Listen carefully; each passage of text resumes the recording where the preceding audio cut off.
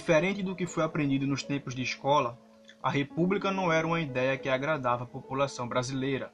Pelo contrário, já em 1884, bem próximo à sua proclamação, apenas 3 republicanos conseguiram se eleger para a Câmara dos Deputados e na próxima eleição somente um.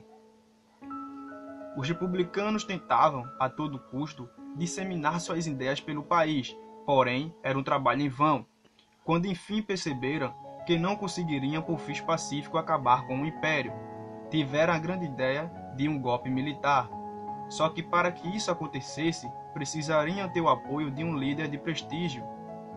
Foi aí então que resolveram se aproximar do Marechal Deodoro da Fonseca, em busca de um apoio. O que grande parte das pessoas não sabe é que foi tarefa difícil convencer o Marechal Deodoro a dar o golpe, tendo em vista que o mesmo era amigo do imperador Dom Pedro II e era um dos maiores defensores do monarquismo. Dom Pedro II, filho mais novo do imperador Dom Pedro I, tornou-se imperador aos 5 anos de idade e teve que passar grande parte de sua infância estudando para que fizesse um bom reinado. Como já dito em artigos anteriores, um rei é preparado para reinar desde o momento de seu nascimento.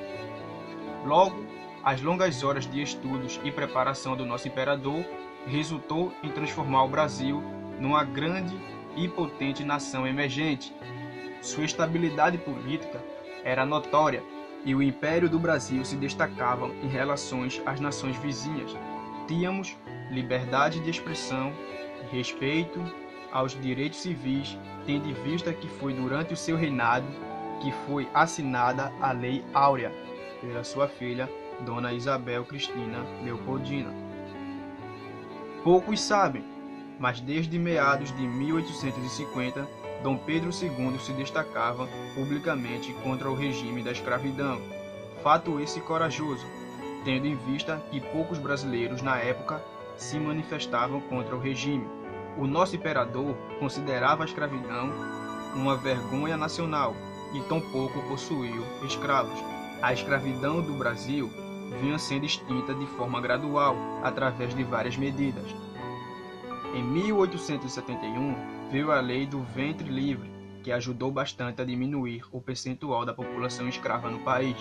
Todos consideravam que esse posicionamento político de Dom Pedro II em relação à escravidão seria suicídio político, pois até os mais pobres no Brasil tinham escravo como propriedade. No dia 14 de novembro de 1889, os republicanos, num ato, abre aspas, muito honesto, fecha aspas, fizeram correr o boato de que o primeiro-ministro Visconde de Ouro Preto havia decretado a prisão contra o Marechal Deodoro e o líder dos oficiais republicanos, o tenente-coronel Benjamin Constant. Essa falsa notícia fez com que o Marechal Deodoro decidisse se levantar contra a monarquia. Na manhã do dia 15, o Deodoro reuniu todas as tropas em direção ao centro da cidade do Rio de Janeiro, capital do Brasil Império. No calor dos acontecimentos, os republicanos pensavam em algo rápido para que convencesse o Marechal a fazer a proclamação. Informaram-no, então, que Dom Pedro II teria nomeado Gaspar Silva Martins como primeiro-ministro. Gaspar nada mais era do que o rival de Deodoro. Essa foi a gota d'água para que fosse feito o rompimento tal com a monarquia. Dom Pedro não reagiu ao golpe, passou os seus últimos anos de vida no exílio, na Europa, vivendo só e com poucos recursos.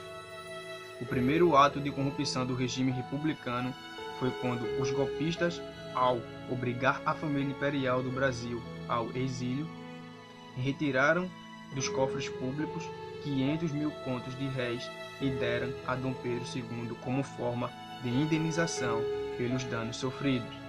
O imperador não só recusou, como também exigiu que, no caso do dinheiro já tivesse sido retirado dos cofres públicos, que fosse feito um documento comprobatório, no qual ele estaria devolvendo.